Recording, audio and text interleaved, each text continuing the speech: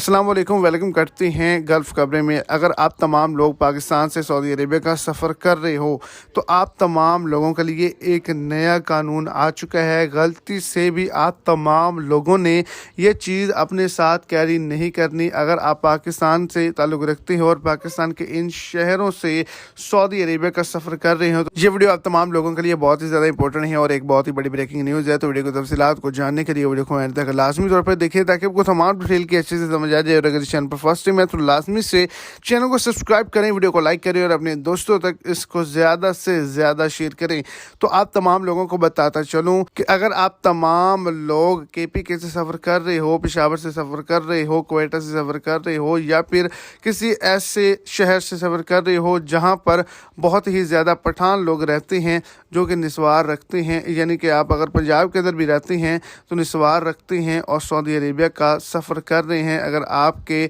पास से निस्वार जो है वो बरामद होती है तो आपका सर कलम किया जा सकता है।